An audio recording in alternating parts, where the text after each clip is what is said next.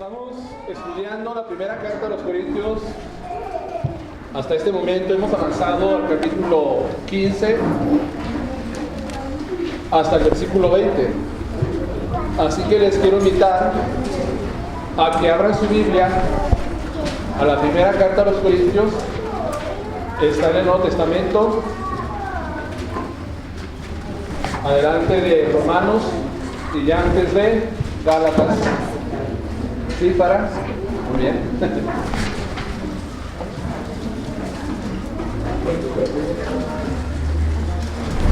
Corintios 15. Vamos a estar en el versículo 20 al versículo 28. Antes de dar lectura a esta porción de la Escritura, quisiera empezar con lo siguiente. En este mundo nosotros pensamos en muchas cosas. Tenemos muchos planes para la vida.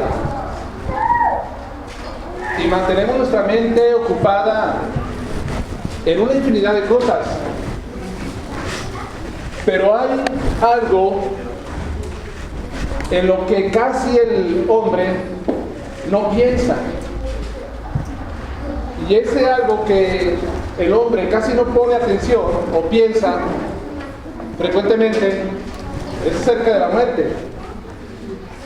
Las personas adultas no quieren pensar muchas veces en la muerte, ya las personas de edad avanzada. Mucho menos los jóvenes quieren pensar en la muerte. Piensan y dicen, estoy demasiado joven, estoy fuerte, tengo toda una vida por delante. ¿Cómo voy a concentrar en pensar en esto? Pero hermanos, aunque no pensemos en la muerte es una realidad, es una experiencia de la vida en este mundo. Es una experiencia para el hombre. Yo me he puesto a pensar en la muerte. He hecho conciencia de que algún día vamos a morir, todos. Todo hombre que nace en este mundo algún día va a experimentar la muerte. Y en esas ocasiones, cuando yo he pensado acerca de la muerte, que no va a ser eterno en este mundo, he llegado a pensar, al ver en el cementerio los sepulcros, las tumbas, y algunos que están allí enterrados, a los que les ponen lápidas, algunas leyendas que está escrito algún versículo de la palabra de Dios. Y yo en lo personal le he dicho a mi familia, el día que yo muera, quiero que estén sobre mi tumba, si es posible una lápida, que estén estos pasajes que hablan acerca de la promesa de la resurrección en Cristo. Esos pasajes como Juan 11, 25, donde dice que Cristo es la resurrección, el que cree en Él, aunque esté muerto, vivirá. Donde dice que Él es la resurrección y la vida. Esos pasajes se me hacen a mí muy interesantes, porque es de la promesa que tenemos en Cristo Jesús. Si bien es cierto que hay mucha gente que está, que ha fallecido y que tiene su lápida en el cementerio y tienen algunos textos así de la Escritura, no sé si sean cristianos en verdad o no, pero en lo personal eso es lo que me gustaría. Creo que tú, si te has puesto a pensar en esto, a lo mejor te gustaría otro texto de la palabra de Dios, pero tienes algo que en la tumba, en la lápida, que habla acerca de una promesa en el Señor. Y la pregunta que hago, ¿qué es lo que garantiza la resurrección de los muertos? ¿Qué garantiza? O sea, cuando hablo de garantía estoy hablando de la seguridad de que una cosa va a suceder y va a realizarse. ¿Qué garantiza que en verdad, aunque se escriba estas leyendas, este texto, ¿Qué es lo que te da garantía? ¿Qué es lo que le ha dado garantía a muchos cristianos a través de los siglos? ¿Qué es lo que da garantía a ti de que algún día vas a resucitar de los muertos? Esa convicción, esa seguridad que tenemos de que este evento se va a realizar en algún futuro. ¿Quién nos garantiza que el día que muramos, algún día en el futuro vamos a resucitar? Lo hemos estudiado ya aquí en las Escrituras, que la garantía, la seguridad de que nuestros cuerpos van a levantarse de la tumba resucitados, la encontramos en la resurrección de Cristo Jesús. Hemos visto que si Cristo no hubiera resucitado, existirían consecuencias catastróficas en los resultados que traería a nuestras vidas, resultados con una profundidad eterna, algo relacionado a la eternidad. Sería algo muy grave. La predicación del Evangelio sería vana. Lo vimos el domingo pasado. La fe en Cristo para salvación también sería obsoleta, de nada serviría. Serían los mentirosos por enseñar que Cristo resucitó. No tendría ningún sentido estar reunidos aquí predicando el Evangelio o enviando misioneros a otras partes del mundo si Cristo no resucitó. ¿Qué mensaje le podemos dar a la gente acerca de un hombre muerto? Poco interesante para algunos. Estaríamos también muertos de nuestros pecados. No habría justificación, no habría reconciliación, no habría perdón de pecados, no habría salvación para nosotros. Incluso todos aquellos que han muerto en Cristo estarían sin esperanza en este mundo. Y seríamos también ese tipo de hombres que son causa de lástima de todos los hombres en este mundo. Esto pasaría si Cristo no hubiera resucitado. Vana sería nuestra fe. No tendríamos garantía de la resurrección de los muertos. ¿Para qué poner algo sobre la lápida acerca de una promesa si esto no va a suceder? Hermanos, pero el apóstol Pablo, después de exponer un argumento hipotético acerca de la resurrección de los muertos, sigue escribiendo el versículo 20 al 28, y vamos a darle lectura a esta porción de la palabra de Dios. Dice el versículo 20 al 28: Mas ahora Cristo ha resucitado de los muertos, primicias de los que durmieron es hecho. Por cuanto la muerte entró por un hombre, también por un hombre la resurrección de los muertos. Porque así como en Adán todos mueren, también en Cristo todos serán vivificados. Pero cada uno en su debido orden. Cristo las primicias, luego los que son de Cristo en su venida. Luego el fin, cuando entregue el reino al Dios y Padre, cuando haya suprimido todo dominio, toda autoridad y potencia. Porque preciso es que Él reine hasta que haya puesto a todos sus enemigos debajo de sus pies. Y el postrer enemigo que será destruido es la muerte. Porque todas las cosas las sujetó debajo de sus pies. Y cuando dice que todas las cosas han sido sujetadas a Él, claramente se exceptúa aquel que sujetó a Él todas las cosas. Pero luego que todas las cosas le estén sujetas, entonces también el Hijo mismo se sujetará al que le sujetó a Él todas las cosas, para que Dios sea todo en todos. Que Dios bendiga su palabra en esta tarde. Ahora, el apóstol Pablo escribe en el versículo 20 cuál es pues la garantía de que vamos a resucitar algún día. Dice el versículo 20: Mas ahora Cristo ha resucitado de los muertos, primicias de los que durmieron es hecho. Cuando el apóstol Pablo escribe estas palabras en este momento de la carta, no lo escribe de una manera tranquila, de una manera así relajada. Él lo está escribiendo y dice: bueno, Cristo resucitó de los muertos. Él lo escribe de esa forma. Cuando Pablo está escribiendo este pasaje, Él lo está haciendo de una manera enfática, está poniendo un énfasis en que Cristo ha resucitado. Una traducción de la Biblia textual, dice, y lo traduce de una manera muy bien: pero ahora el Mesías fue resucitado de los muertos como primicias de los que duermen, y usa signos de exclamación, una fuerza, una emoción de que Cristo resucitó de los muertos. Él pone ese énfasis en este versículo, porque este versículo 20 creo que es el versículo o el verso central de todo este capítulo que estamos estudiando, capítulo 15. Cristo ha resucitado pues de los muertos, y lo hace de una manera enfática, con mucho énfasis, porque para él fue una realidad. Cristo se apareció, Cristo se mostró a algunos, incluso al apóstol Pablo, cuando él no era cristiano, se le apareció Cristo en el camino a Damasco.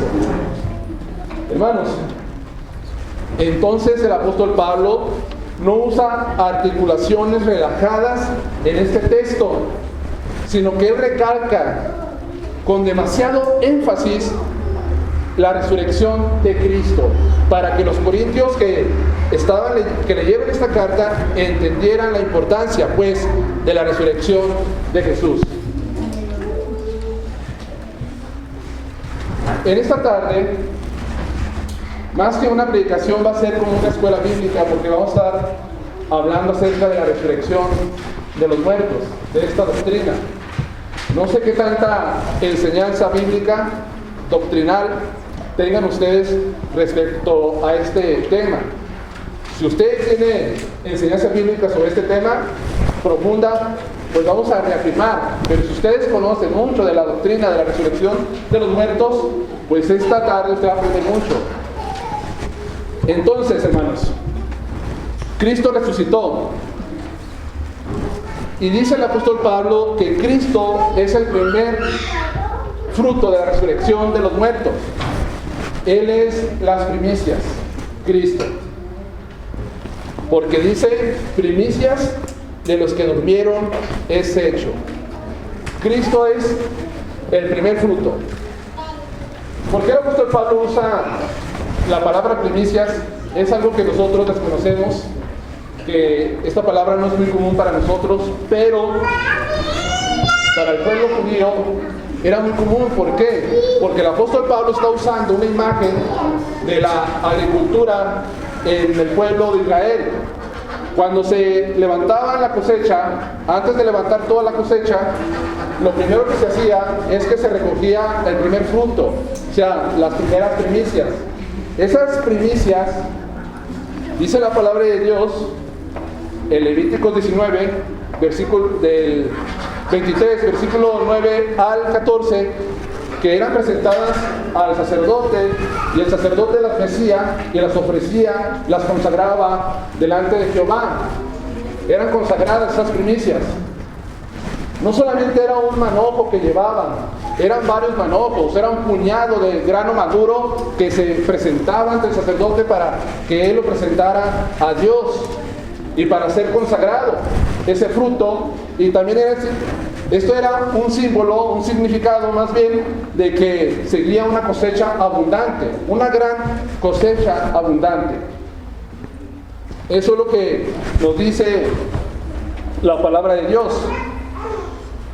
Cristo pues es ese primer manojo que se presenta delante del Padre resucitado, para que después de él venga una gran cosecha abundante de personas que van a resucitar de los muertos, especialmente los que son creyentes en él. Ahora, Cristo pues fue el primero en resucitar. Es primicias de los que duermen. Ahora, dice la palabra de Dios que los que mueren en Cristo, siempre se escribe la palabra están durmiendo. Están durmiendo.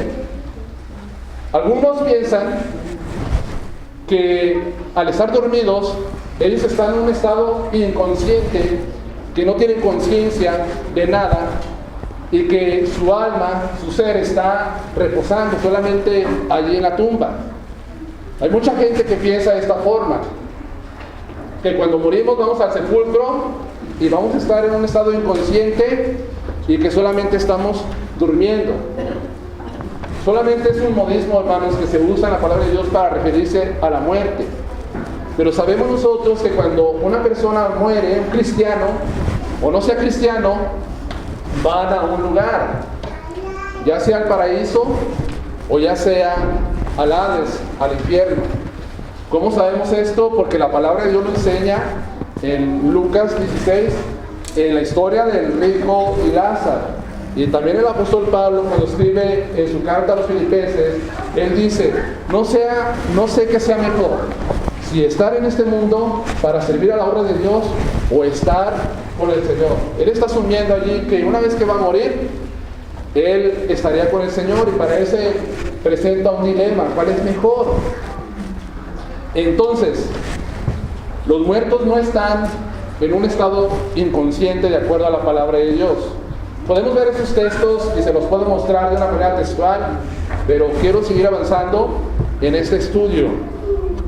Ahora, Cristo pues es primicias, es el primer fruto que se realizó, que se llevó a cabo.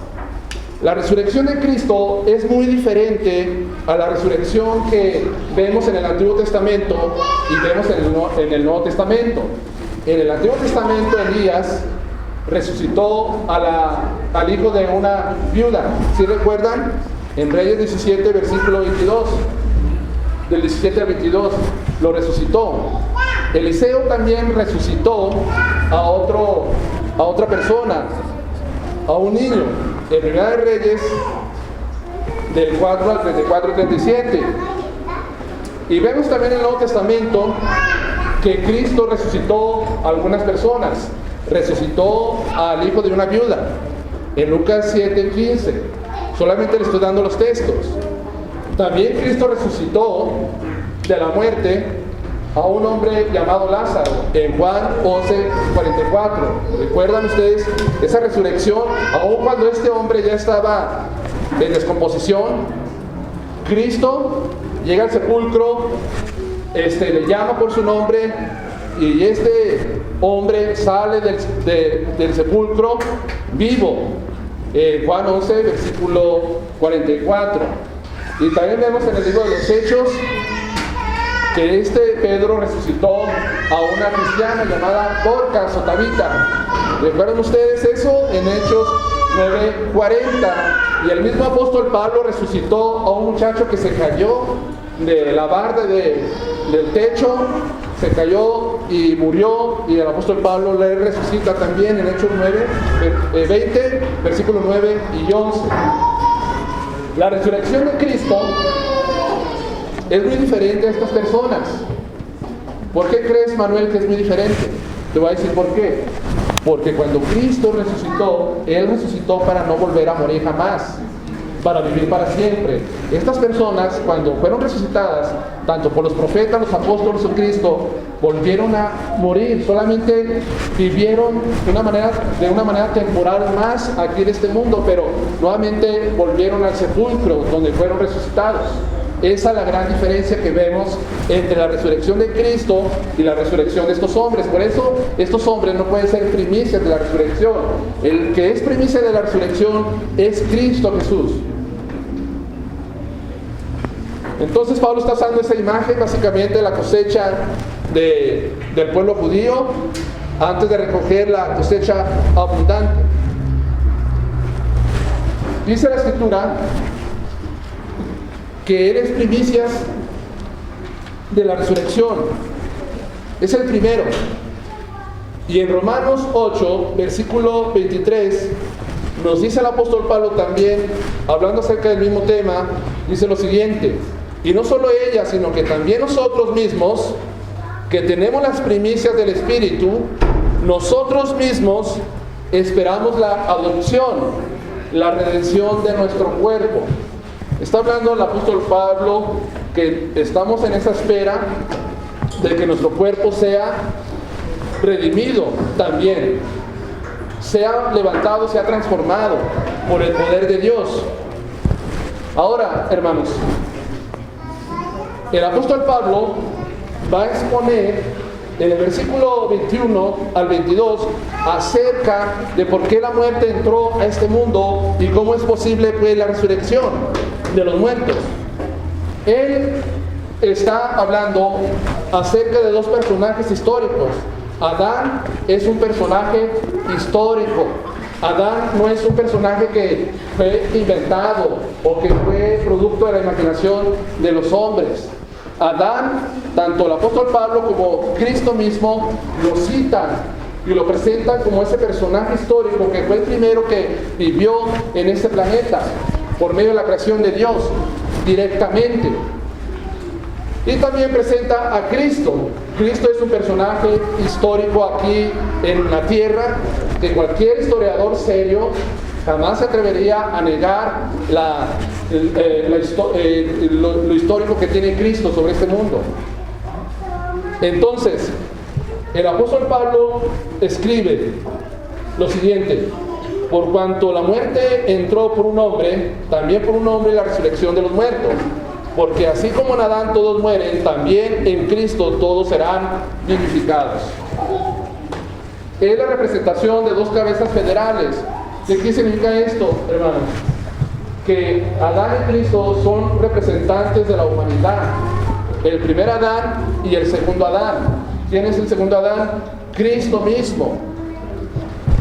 Estos dos son representantes, pues, de la raza humana.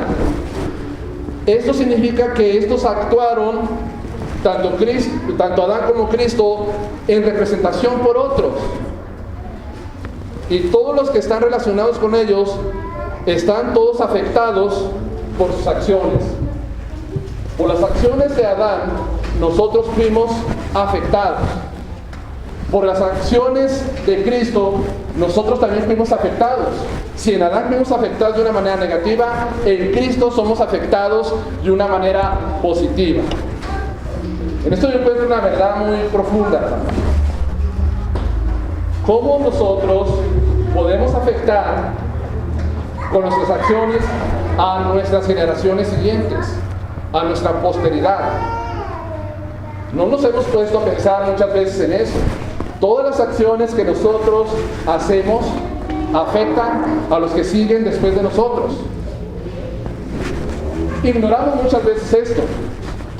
Cuando veo yo a un matrimonio que está a punto de disolverse, que se quieren divorciar, que dicen ya no aguantamos más y tienen sus hijos pequeños, tienen su familia, digo, esa decisión que ellos toman, esa decisión que toman ellos piensan que solamente los afectará a ellos como pareja, pero nunca se ponen a pensar que esa decisión, esa acción va a afectar a sus hijos por siempre y los va a dejar marcados para toda la vida.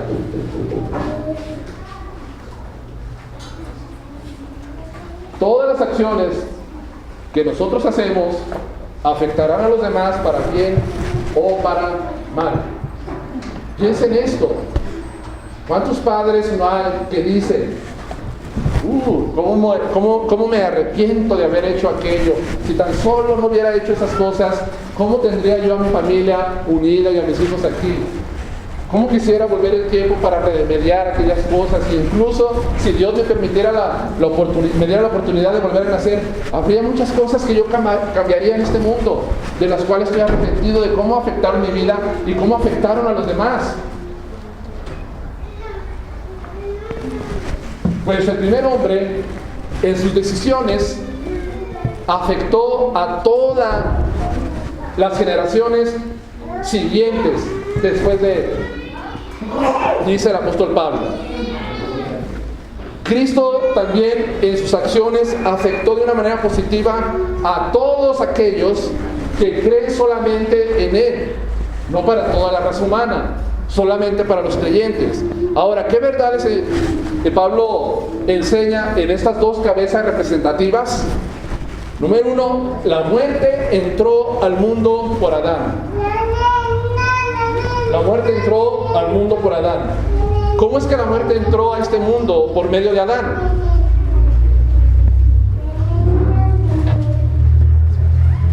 Bueno, dicen ustedes que por el pecado. En Génesis 2, versículo 17, Dios le dio un mandamiento a Adán y le dijo: mas del árbol de la ciencia del bien y del mal no comerás, porque el día que de él comieres, ciertamente morirás. Adán comió del árbol, murió. Sí murió, espiritualmente murió, porque la muerte significa separación. Eso es lo que significa la muerte, separación. El pecado se interpuso entre el hombre y Dios, y el hombre murió en ese momento espiritualmente. Pero como consecuencia de esa muerte espiritual, más adelante se manifestó la muerte física. Desde ese momento, Agustín, cuando Adán come del árbol, él murió espiritualmente y se apartó de Dios, pero su cuerpo empezó a cansarse, su cuerpo se empezó a debilitar, su cuerpo se empezó a envejecer. Eso era señal de que se estaba aproximando a la muerte física. Y algún día, después de muchos años, Adán murió físicamente. Entonces el primero que introdujo la muerte a este mundo fue Adán, por desobedecer el mandamiento de Dios. Un mandamiento que al principio lo guardó por algún tiempo, pero no lo guardó para siempre, porque pasó un tiempo y este Adán desobedeció a Dios y entró la muerte. Entonces, en Génesis 3, versículo 19, Dios le dijo a Adán las consecuencias, el castigo por su desobediencia. Dice: con el sudor de tu rostro comerás el pan hasta que vuelvas a la tierra, porque de ella fuiste tomado, pues polvo eres y polvo, al polvo volverás. Polvo eres y al polvo volverás. Le está hablando acerca de la muerte física. El castigo fue pues la muerte física. Por eso es que los hombres mueren, hermano Javier, por la desobediencia de Adán. Es el castigo, tanto espiritualmente como físicamente. Y dice el apóstol Pablo también que en Adán todos mueren. Esto quiere decir que todos los que han nacido en el mundo estamos identificados con él. Todos nacemos muertos, todos los hombres hemos pecado y nuestro destino es la muerte. En Adán todos mueren.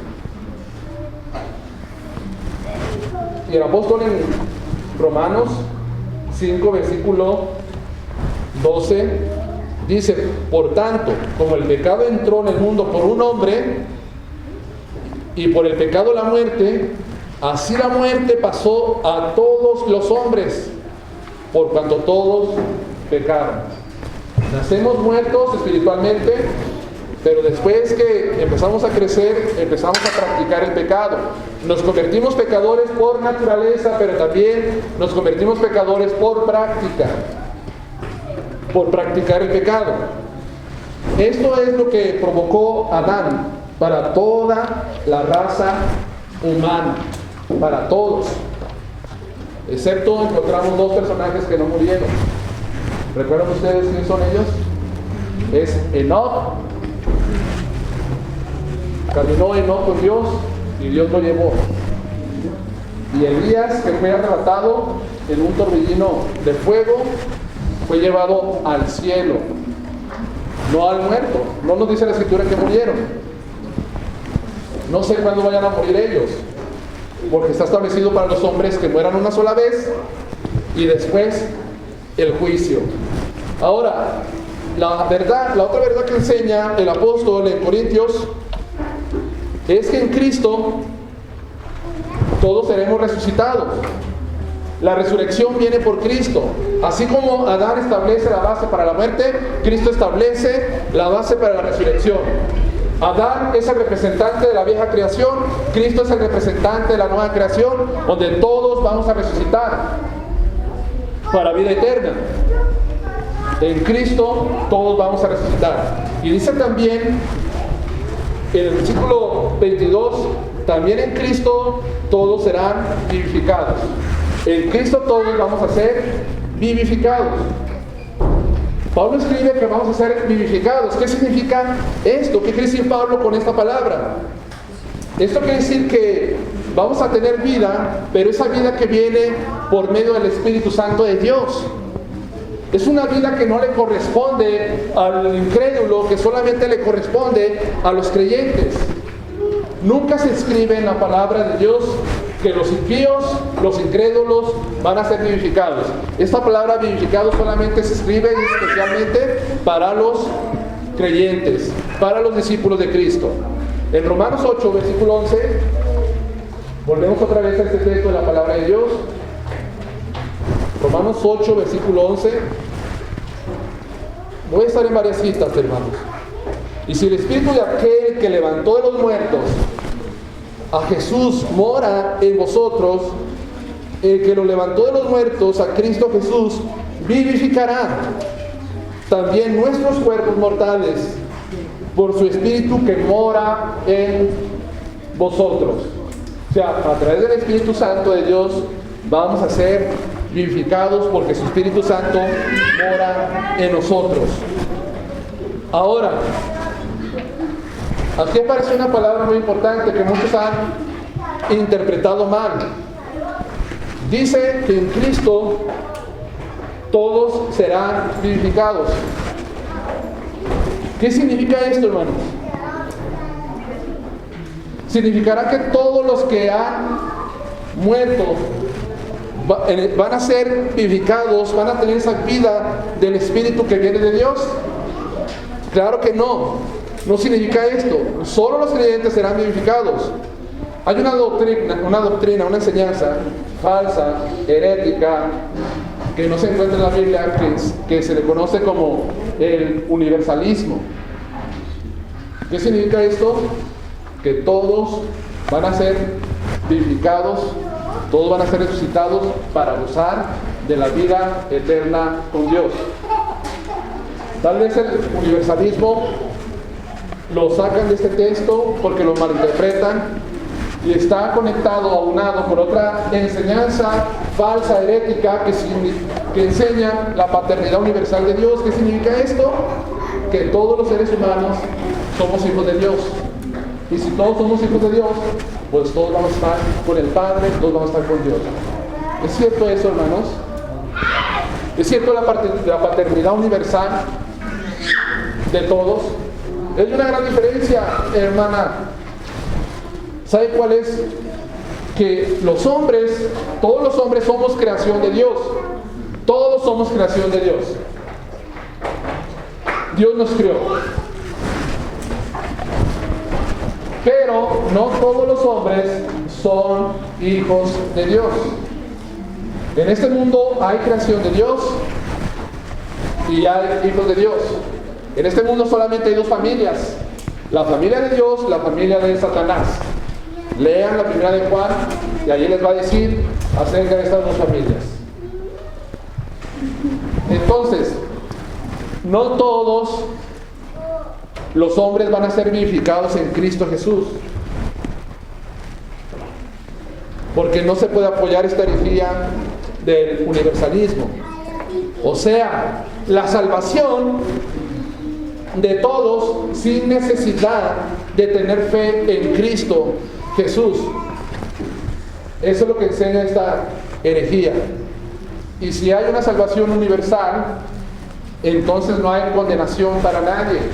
Y entonces cuando Cristo dice que el que cree en mí tiene vida eterna y el que no cree ya es condenado, Cristo estaría equivocado en esas palabras.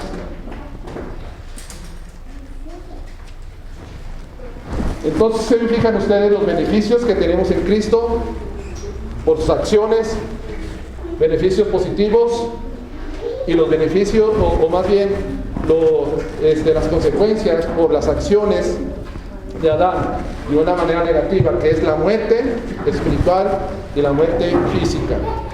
Ahora, el apóstol Pablo escribe en el versículo 23, y aquí voy a tener un buen tiempo porque voy a enseñar verdades espirituales, doctrina acerca de la resurrección. Versículo 23 dice: pero cada uno debido a su orden, Cristo en las primicias, luego los que son de Cristo en su venida. Aquí vamos a ver el orden de la resurrección. El orden de la resurrección.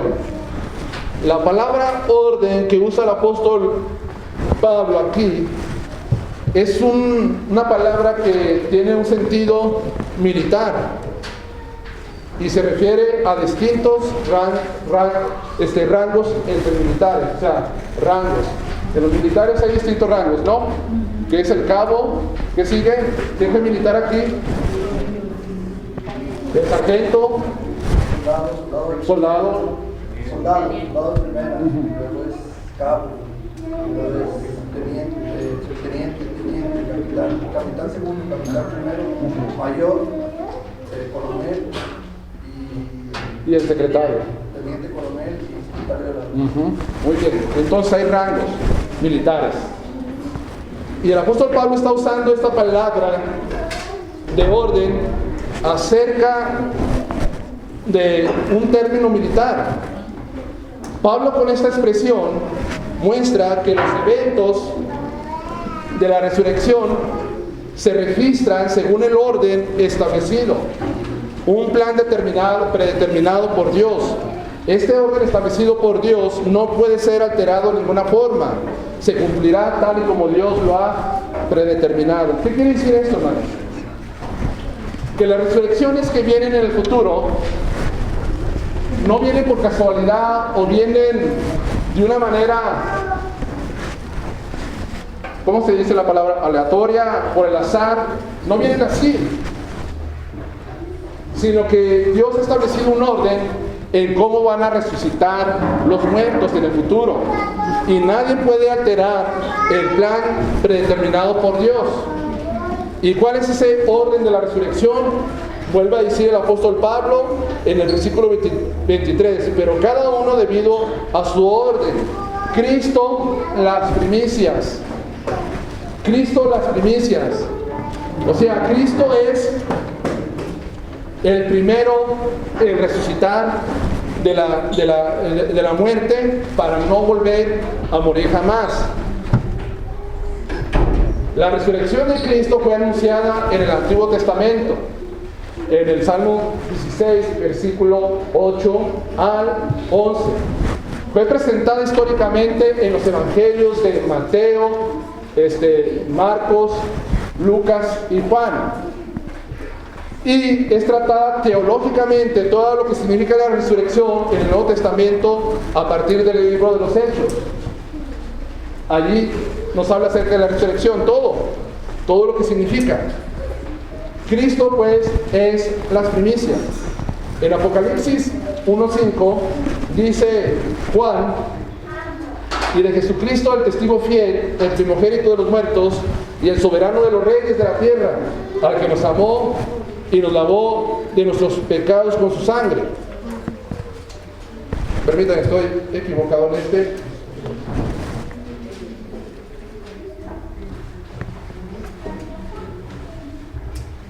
Bueno, es donde dice que Él es el primogénito de los muertos.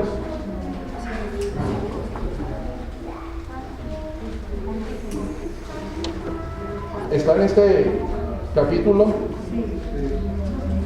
¿Lo tienen en el texto? ¿Cuál es? Sí, pero no dice acerca. Sí dice: y de Jesucristo, el testigo fiel, el primogénito de los muertos. O sea, Cristo es el primero en resucitar. Ahora, y hay más textos que dicen, como Colosenses 1:18, que Cristo es el que resucitó. Él es el primero. Pero después de Cristo, o en su resurrección, ¿qué pasó? ¿Qué pasó cuando Cristo resucitó? ¿Han leído ustedes el Evangelio de Mateo?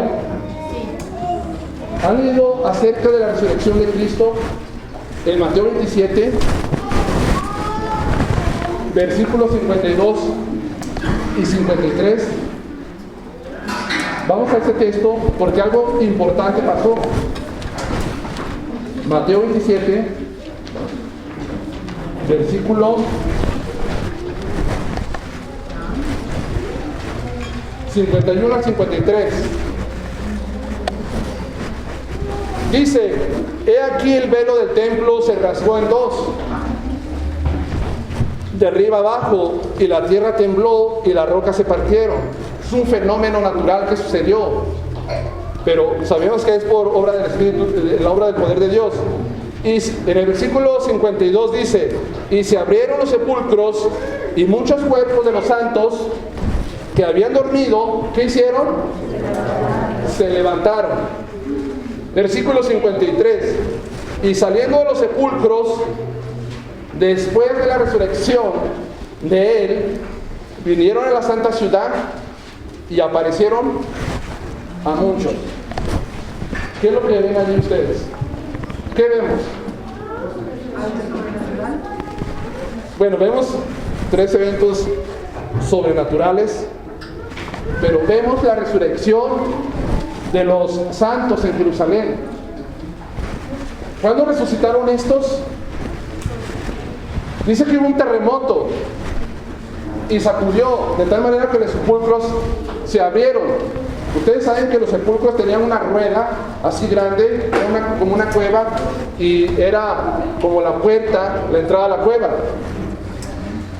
Con el terremoto se abrieron, pero hasta allí todavía no resucitaron ellos. Solamente dejó los sepulcros abiertos. Una vez que Cristo resucita, estos cuerpos de los santos que habían muerto, dormido, se levantaron después de la resurrección de Cristo y vinieron a la santa ciudad y aparecieron a muchos. Hubo una resurrección, hermanos, en el 53. Hubo una resurrección de los santos en Jerusalén.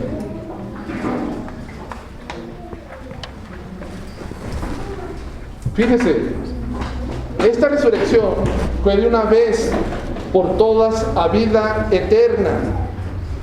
Y no hay duda de que ellos fueron llevados a la gloria con su Señor, como trofeos brillantes de la victoria de Cristo sobre la muerte. Algunos piensan que ellos resucitaron y que una vez que resucitan y aparecen para evidenciar que están vivos, que otra vez volvieron a los sepulcros y murieron. No puede ser posible eso, porque Cristo está resucitando en ese momento para ya no volver a morir jamás. Y además en la cosecha, en los primeros frutos se presentaban varios manojos, no solamente un fruto, se presentaban varios. Cuando Cristo resucita, resucitan muertos, santos, resucitan y se aparecen, y Cristo los lleva a la gloria como trofeos, como símbolo de su victoria sobre la muerte. Eso fue lo que pasó.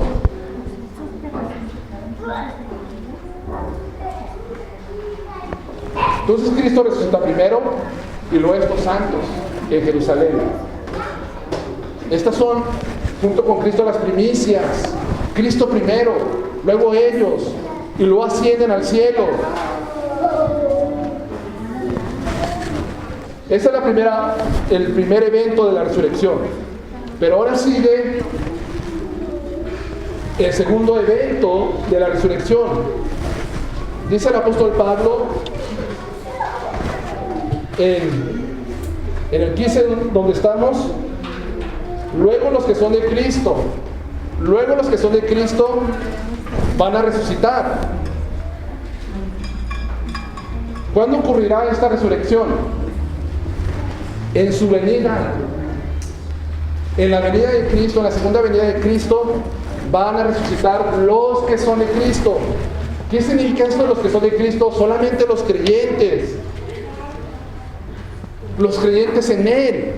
Porque en 1 Tesalonicenses 4, versículo 15 al 17 dice: por lo cual os decimos esto en palabra del Señor, que nosotros que vivimos, que habremos quedado hasta la venida del Señor, no precederemos a los que durmieron.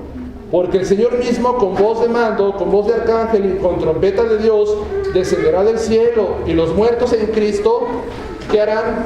Resucitarán primero. Luego nosotros, los que vivimos, los que hayamos quedado, seremos arrebatados juntamente con ellos en las nubes para recibir al Señor en el aire, y estaremos siempre con el Señor. Esa resurrección viene en el momento del rapto de la iglesia. Para los que no entienden mucho acerca del rapto de la iglesia, que son primeros creyentes, son principiantes, que son creyentes, que tienen muy poquito, la Biblia dice que un día Cristo va a venir por su pueblo. Cristo va a venir por segunda vez a este mundo. Pero cuando venga por segunda vez, antes de manifestarse al mundo de una manera visible, primero se va a llevar a su pueblo y lo van a recibir en las nubes. Esa es la enseñanza del rapto que aparece en la palabra de Dios. Fue la resurrección de los santos de la iglesia que reciben a Cristo en el aire.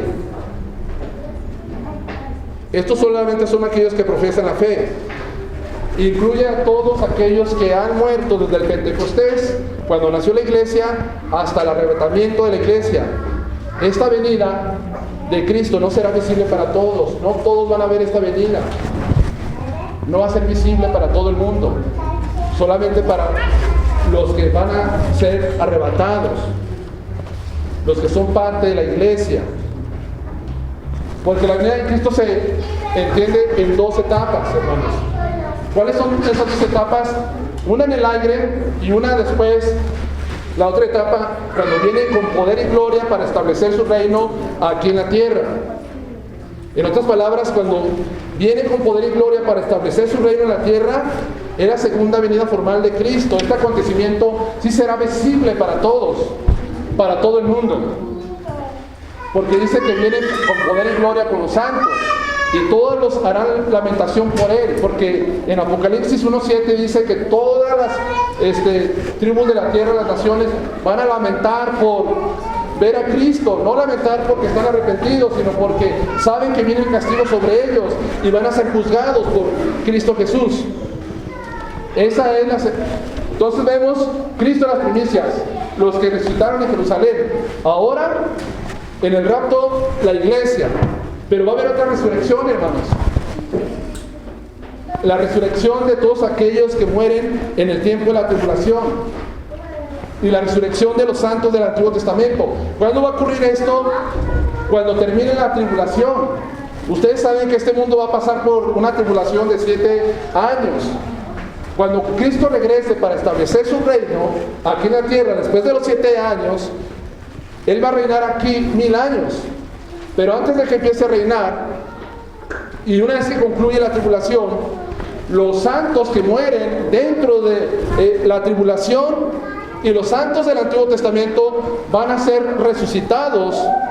Todos aquellos que murieron como mártires por su fe en Cristo. Porque en Apocalipsis 20, versículo 4, aquí dice Apocalipsis 20, versículo 4, dice: y vi tronos y se sentaron sobre ellos los que recibieron facultad de juzgar, y vi las almas de los decapitados por causa del testimonio de Jesús y por la palabra de Dios, los que no habían adorado a la bestia ni su imagen, y que no recibieron la marca en sus frentes ni en sus manos. Y vivieron, fíjese, y vivieron y reinaron con Cristo 1000 años. En la tribulación va a haber personas que van a morir por su fe en Cristo. Estos no resucitan en el arrebatamiento, en el rapto de la iglesia. sino que resucitan pues una vez que termina la tribulación y empieza el reino de Cristo por 1000 años, porque van a reinar con Cristo 1000 años. Los santos del Antiguo Testamento creemos que también son incorporados, que son resucitados en este tiempo. Los santos del Antiguo Testamento. ¿Quién son los santos del Antiguo Testamento? Pues los profetas, los hombres fieles, los justos, que vivieron cerca de Dios, van a ser resucitados también durante este tiempo.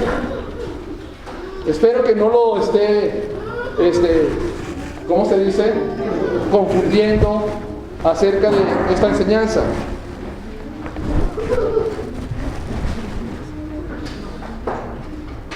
Ahora,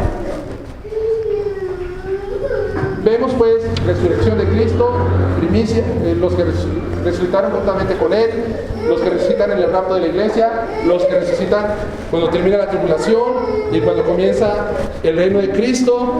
Y también vemos una resurrección de los que mueren en el milenio. En el milenio es el reinado de Cristo 1000 años aquí en la tierra. En este reinado de Cristo, algunos santos van a experimentar la muerte.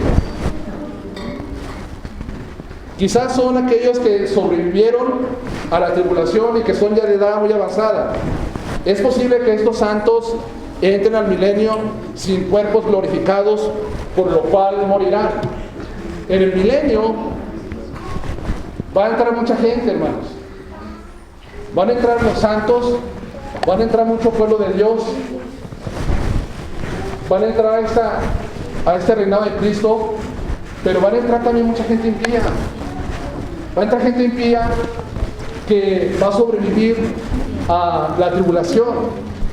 Y yo me pregunto, ¿cuál gente impía va a entrar?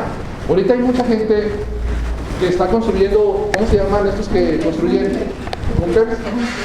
Debajo de la tierra, y están llenando de provisiones y se están asegurando que porque ellos piensan que viene un catástrofe mundial y que muchos van a perecer, etcétera, etcétera, y ellos están asegurándose de esos búnkers para sobrevivir. Digo, eso tiene alguna lógica en las Escrituras, porque impíos entrarán al reino de Cristo.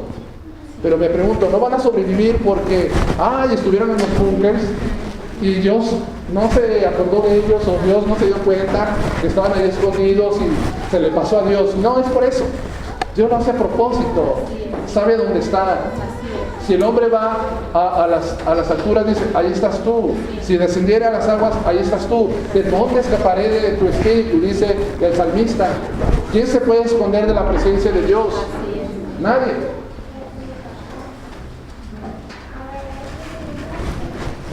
Pero entrarán también santos del pueblo de Israel, también santos creyentes de las naciones que sobrevivieron a la gran tribulación. Y estos van a morir. ¿Cómo sabemos esto?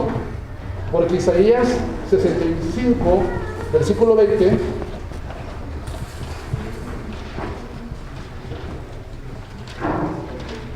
Isaías 65, versículo 20, dice, está hablando acerca del reino de Cristo, de 1000 años. No habrá más allí niño que muera de pocos días, ni viejo que sus días no cumplan, porque el niño morirá de 100 años, y el pecador de 100 años será maldito. Entonces, una persona de 100 años en el milenio va a ser una persona joven, no va a ser una persona viejita, hermana Fanny. Y cualquiera que muera de 100 años se le va a considerar como una maldición de parte de Dios, porque fue un pecador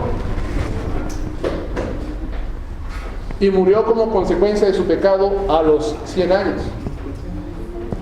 No encontramos en las Escrituras hombres que en sus cuerpos, así como los tenemos nosotros ahora, que están sujetos al sufrimiento, al dolor, a envejecerse, hayan alcanzado los 1000 años. ¿Verdad que no? ¿Quién fue el único que estuvo cerca de alcanzar 1000 años? Matusalén. Fue el que estuvo más cerca. Después unos 800 años, 700, 500 años, 400 y hasta que llegamos a la edad de 80, 90 años en este tiempo. En el milenio resucitarán estos santos que entran.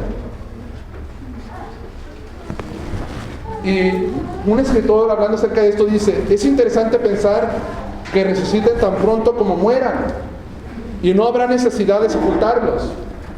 La muerte será en el milenio para los creyentes solo una transformación instantánea de su cuerpo y su espíritu a un cuerpo glorificado. Y no voy a hablar del cuerpo glorificado porque no sé a qué hermano le toque esta enseñanza, porque viene más adelante en este capítulo de Corintios 15, pero tiene lógica. Que mueren, y al momento que mueren, su cuerpo se transforma en un cuerpo glorificado para no morir jamás.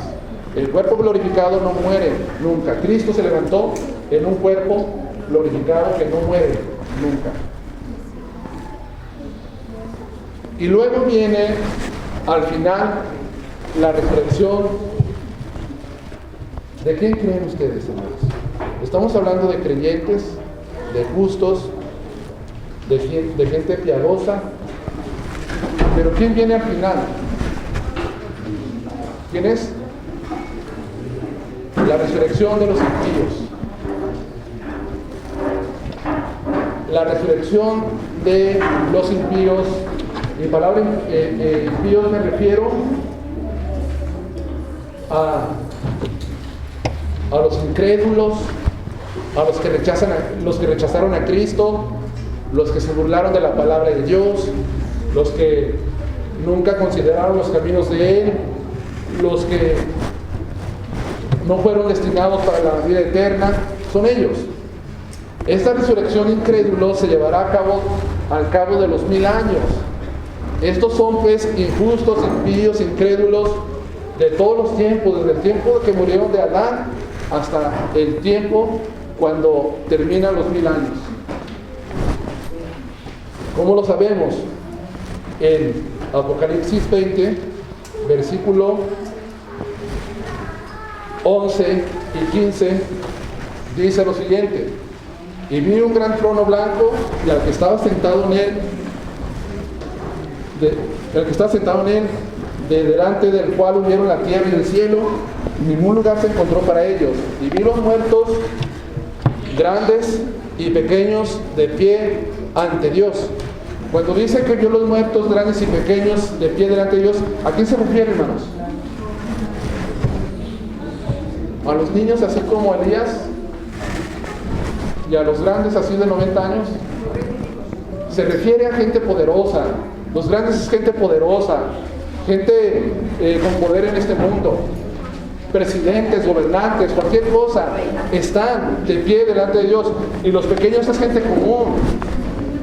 Es gente común. Y dice que están de pie. ¿Por qué no están de rodillas? Porque ya ahí no hay oportunidad para que doblen rodillas y se arrepientan. Por eso todos están de pie.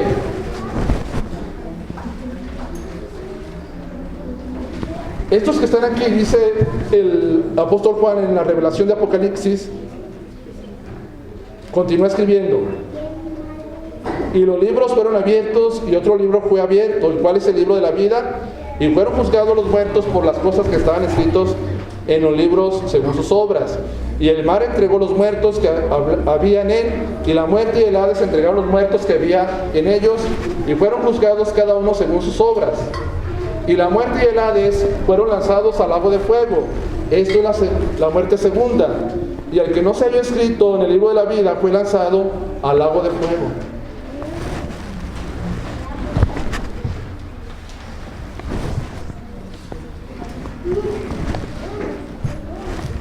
¿Qué es lo que vemos aquí, hermano?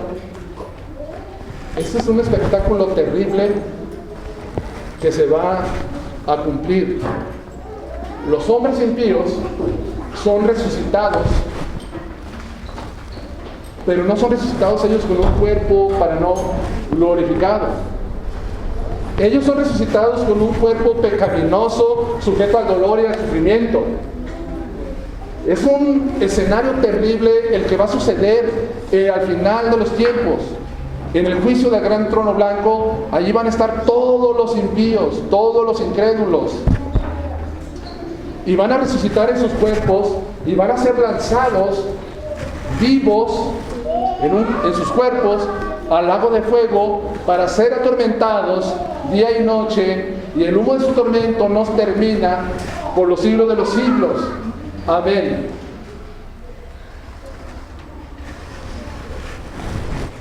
¿Se fijan ustedes lo espantoso de esta resurrección?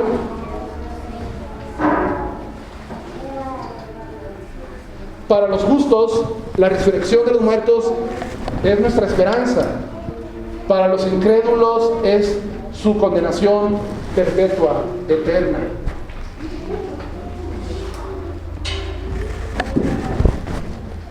Esta es la razón por la cual ha llevado a muchas personas a que se motiven para que prediquen el Evangelio a las naciones. Porque buscan que un gran número de personas se salve o sea arrebatada del fuego eterno.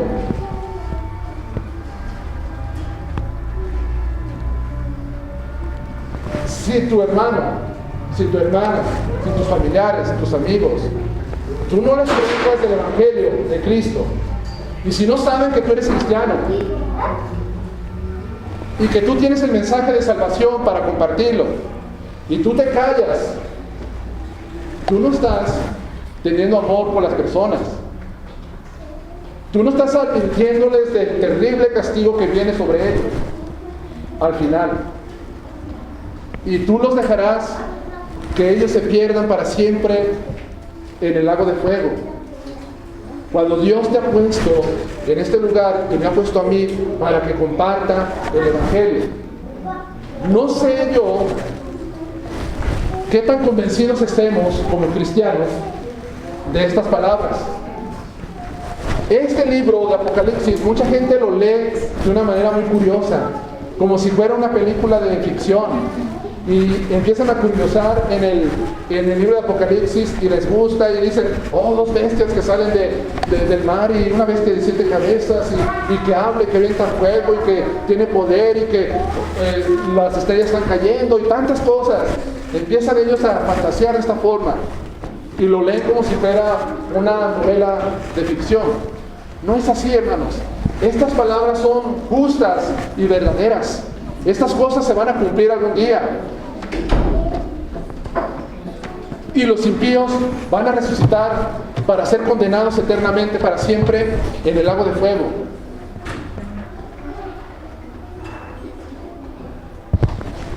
Me pregunto, hermano,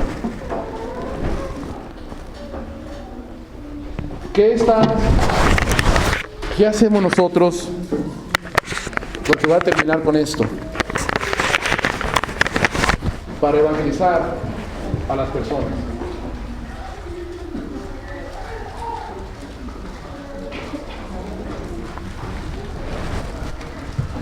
Y también, muchos de aquí ya son creyentes en Cristo Jesús. ¿En cuál resurrección van a estar? ¿Vas a estar? Lo de la segunda venida, de la resurrección de los santos, de la iglesia. Pero algunos no son creyentes, no han doblado su rodilla a Cristo Jesús. Si Dios les llama en este momento, y si tú no estás arrepentido y mueres, y no eres creyente, no eres discípulo, ¿en cuál resurrección vas a estar? Te aseguro que vas a estar en la resurrección de los impíos, de los incrédulos. Pero vas a resucitar para ser condenado eternamente para siempre. está establecido para los hombres que mueran una sola vez y después el juicio. Una vez que mueres, ya no hay oportunidad de arrepentirte. Ya no hay una segunda oportunidad, como mucha gente enseña, después de muerto. La decisión la haces tú en este mundo, en esta vida. Después ya no. Amigo, amiga, hombre grande, hombre adulto, hombre joven, algún día vas a morir.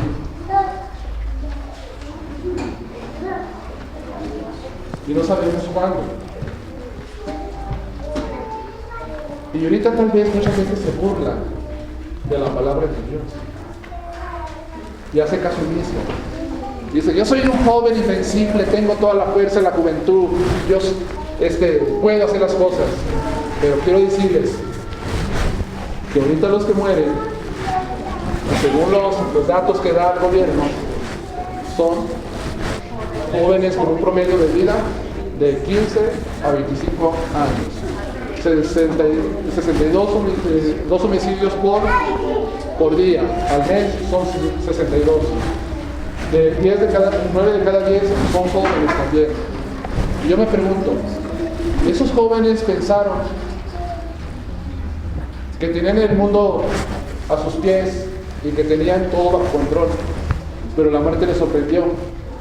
Y tú puedes decir, bueno, ellos andaban involucrados en cosas ilícitas, por eso murieron.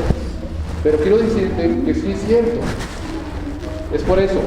Pero ¿cuántos jóvenes también que no están involucrados, la muerte les llega de un momento para otro? Vayamos al cementerio y veamos. No son puras gentes adultas y viejecitas los que están ahí sepultados. Son personas de todas edades.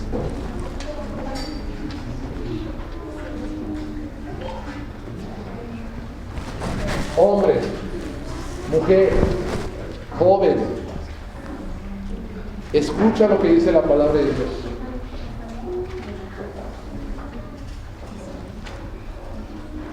Dijo Cristo, para terminar, en cuanto al tema de la resurrección, en Juan 5, fíjate lo que dijo Cristo. Juan 5, versículo 28 y 29. No os maravilléis de esto, porque vendrá la hora cuando todos los que están en los sepulcros oirán la voz, y los que hicieron lo bueno saldrá la resurrección de vida. Esta es a su debido tiempo, en el orden que Dios ha establecido. No está enseñando una resurrección general para todos al mismo tiempo. Esto es como lo que acabamos de ver, lo que enseña el apóstol Pablo. Los que hicieron lo bueno saldrán a resurrección de vida, los que creyeron en Cristo. Más los que hicieron lo malo a resurrección de condenación. ¿Qué es lo que buscas? Que el día que mueras esté sobre tu lápida una promesa de que en Cristo vas a resucitar, o que mueras sin esperanza y sin Dios y sin salvación en este mundo. Quiero decirte que la decisión es tuya. O rechazas a Cristo o le reconoces como Señor y Salvador. ¿En cuál resurrección estarás si no eres creyente? En la de los impíos. Si eres creyente, en la resurrección de los santos. Y nuestra esperanza está en Dios.